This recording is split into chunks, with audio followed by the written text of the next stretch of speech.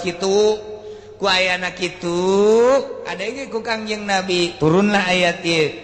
ma ja'alallahu min ba'iratin wala sa'ibah wala wasilatin wala ham bejakeun Muhammad ma ja'ala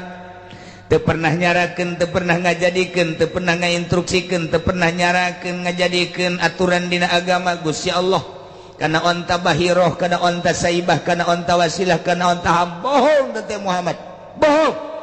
kunyana di aku-akukeun bahwa eta teh meunang ti aing cenah eta teh Muhammad aya cenah dina kitab Taurat da tuturanan di Kangjeng Nabi Musa bejakeun Muhammad bohong